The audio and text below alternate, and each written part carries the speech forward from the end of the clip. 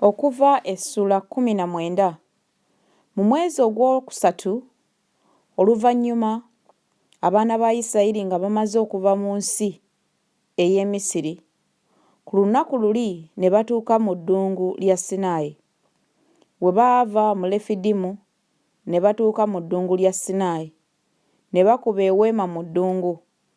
Isirayiri n'asiisira wali mu maaso g'olusozi. Musa n'alinnya eri Katonda.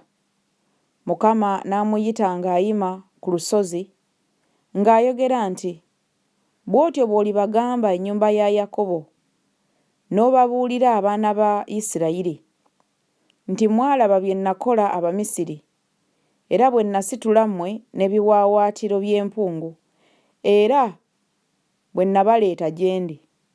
Kale kaakano bwe munaawuliranga eddoboozi lyange eddala, ne mukwata endagaano yange, bwe mutyo munaabanga ekintu kyange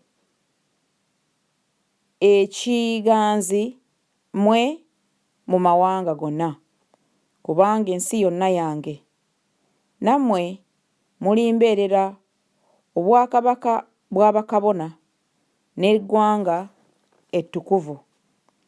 Bino bye bigambo by'olibagamba abaana ba Isirayiri. Musa n'ajja n'ayita abakadde b'abantu, n'ateeka mu maaso gaabwe ebigambo bino byonna Mukama bye yamulagira.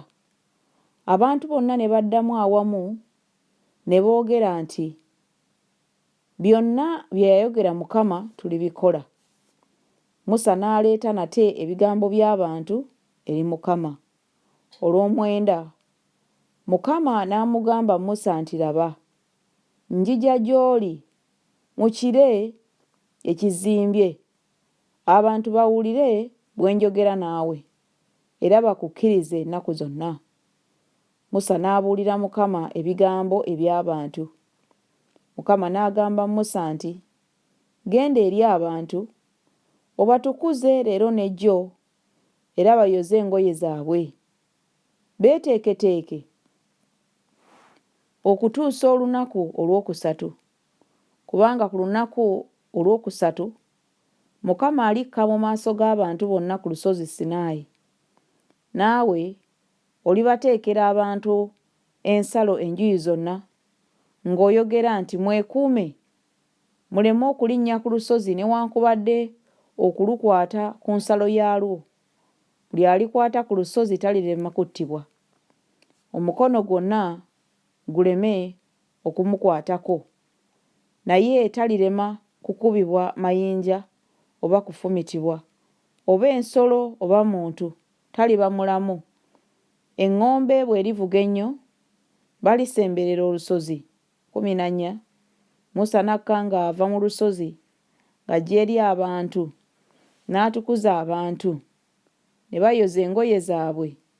N'agamba abantu, timweteekereteekere olunaku olwokusatu, temusemberera mukazi. Awo ku lunaku olwokusatu bwe bwakyenkya, ne waba okubwatuka n'okumyansa, n'ekire ekizimbye ku lusozi, n'eddoboozi ery'eŋŋombe eddene ennyo.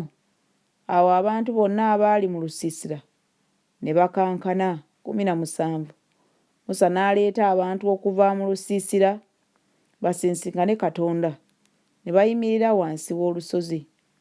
Olusozi Sinaayi lwonna ne lunyooka omukka, kubanga Mukama yalukkirako mu muliro. Omukka gwalwo ne gunyooka ng'omukka gw'ekikoomi. Olusozi lwonna ne lukankana nnyo. Eddoboozi ly'eŋŋombe bwe lyavuga ne lyogera nnyo. Musa n'ayogera, Katonda n'amuddamu n'eddoboozi. Mukama n'akka ku lusozi Sinaayi ku ntikko y'olusozi. Mukama n'ayita Musa okulinnya ku ntikko y'olusozi. Musa n'alinnya. Mukama n'agamba Musa nti, serengeta olagire abantu baleme okuwaguza eri Mukama, okwekaliriza amaaso, abantu bangi baleme okubula mu bo, era ne bakabona abasemberera Mukama beetukuze Mukama aleme okugwa ku bo. 23 Musa n'agamba Mukama nti abantu tebayinza kulinnya ku lusozi Sinaayi kubanga watulagira ng'oyogera nti teeka ensalo okwetooloola olusozi era olutukuze. Mukama n'amugamba nti genda oserengete, naawe olirinnya ggwe ne Alooni wamu naawe, naye bakabona n'abantu baleme okuwaguza okulinnya eri Mukama, aleme okugwa ku bo.